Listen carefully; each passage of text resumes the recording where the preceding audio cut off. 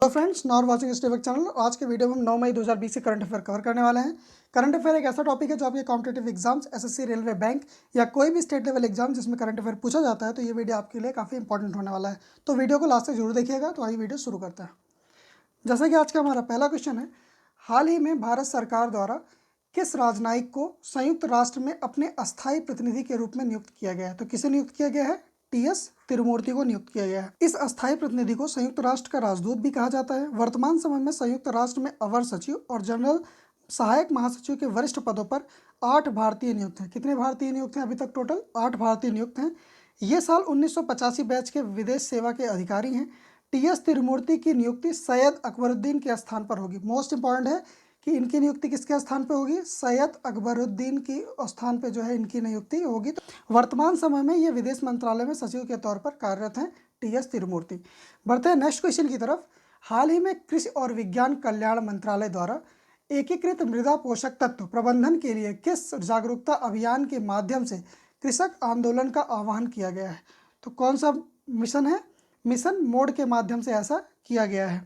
इसके बारे में कुछ और जान लेते हैं हम। कृषि और कल्याण मंत्रालय द्वारा जैव और जैविक उर्वरकों के बढ़ते उपयोग और रासायनिक उर्वरकों के कम से कम इस्तेमाल के लिए मिशन मोड में जागरूकता अभियान शुरू करने का आह्वान किया गया है।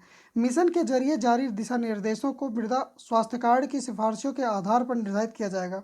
साल 2020 से लेकर के 2021 तक इस समय इनका मुख्य फोकस देश के सभी जिलों को कवर करते हुए 1 लाख से अधिक गांवों में किसानों को जागरूक करने का यहाँ पे प्रावधान किया गया है। तो नेक्स्ट क्वेश्चन की तरफ बढ़ते हैं। हाल ही में किस संस्था द्वारा प्रकाशित लॉस्ट एट होम रिपोर्ट के अनुसार वर्ष 2019 में लगभग 33 मिलियन लोगों का आंतरिक रूप से विस्थापन हुआ है? तो किसके माध्यम से हुआ है? संयुक्त राष्ट्र बाल कोष ने ऐसा कहा है। संयुक्त राष्ट्र बाल कोष द्वारा प्रकाशित लॉस्ट एट होम रिपोर्ट के अनुसार 2019 में करीब 33 मिलियन लोगों का विस्थापन हुआ है। विस्थापित लोगों में से 12 मिलियन बच्चे हैं, जिसमें से 3 मिलियन बच्चों का विस्थापन संघर्ष और हिंसा के कारण हुआ है, जबकि 2 मिलियन बच्चों का विस्थापन प्राकृतिक आपदाओं के कारण हुआ है। रिपोर्ट के अनुसार 2019 में भारत शीर्ष पर रहा है और इसके बाद फिलीपींस, बांग्लादेश और चीन का भी स्थान आता है। नेक्स्ट क्वेश्चन की तरफ बढ़ते हैं। हाल ही में अमेरिकी पत्रिका फोर्ब्स ने फोर्ब्स इंडिया बिलियनर्स लिस्ट 2020 जारी की है। इस लिस्ट में पहले स्थान पर कौन है? तो पहले स्थान पर है मुकेश अंबानी। इस सूची में रिलायंस इंडिया के chairman Mukesh Ambani 36.8 billion dollar की संपत्ति के साथ अपना पहला स्थान बरकरार रखा है और वे मौजूदा समय भारत के सर्वाधिक अमीर व्यक्ति हैं। हालांकि मुकेश अंबानी की कुल संपत्ति में बीते वर्ष से करीब 13.2 बिलियन डॉलर की जो है गिरावट भी आई है। इसके बावजूद वे पहले स्थान पर मौजूद हैं। वहीं स्टॉक मार्केट में गिरावट के बावजूद भारतीय व्यवसायी राधा किशन दवानी को जो है दूसरा स्थान प्राप्त हुआ है। तो इस चीज़ को भी ध्यान में रखिएगा। इनकी संपत्ति करीब 13.8 बिलियन डॉलर दर्ज की गई है। बढ़ते हैं नेक्स्ट क्वेश्चन की तरफ। नेक्स्ट क्वेश्चन है, संयुक्त राष्ट्र पर्यावरण कार्यक्रम UNEP ने राष्ट्रीय सद्भावना दूत के रूप में किस अभिनेत्री का कार्यकाल 2 वर्ष और बढ़ा दिया है? तो किसका बढ़ाया है? दिया मिर्जा का बढ़ाया है। संयुक्त राष्ट्र पर्यावरण कार्यक्रम की सद्भावना दूत बॉलीवुड एक्ट्रेस निर्माता दिया मिर्जा का कार्यकाल और बढ़ा दिया गया है। दिया मिर्जा अब साल 2022 के अंत तक इस पद पर बनी रहेंगी और दिया मिर्जा का लक्ष्य होगा विकास लक्ष्य की प्राप्ति के लिए संयुक्त राष्ट्र की विशेष दूत भी हैं। उनका कहना है कि कार्यकाल का बढ़ना पर्यावरण के लिए बदलती चीज़ों की दिशा में काम करने का एक मौका मिलने जैसा है। नेक्स्ट क्वेश्चन है, हाल ही में किसने श्रम ब्यूरो के नए महानिदेशक के रूप में पदभार ग्रहण किया है? तो किसने ग्रहण किया है?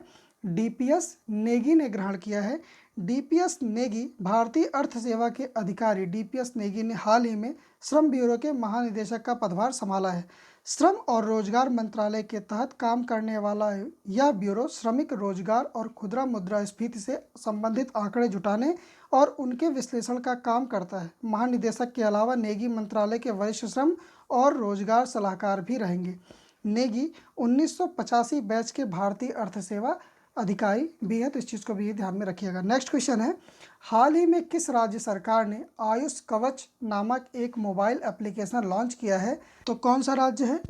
उत्तर प्रदेश राज्य है जिसने ऐसा विकसित किया है। उत्तर प्रदेश सरकार ने आयुष कवच ऐप लॉन्च किया है। कोरोना की महामारी के बीच लोगों की सुरक्षा को देखते हुए इसे बनाया गया है।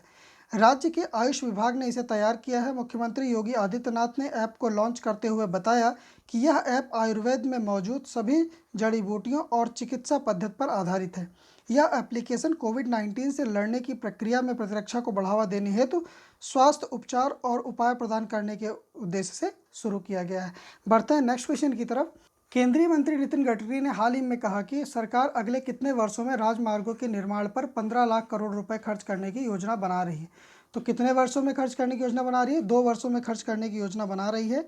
केंद्रीय मंत्री नितिन गडकरी ने कहा कि वाहन कबाड़ नीति को भी जल्द ही अंतिम रूप दिया जाएगा।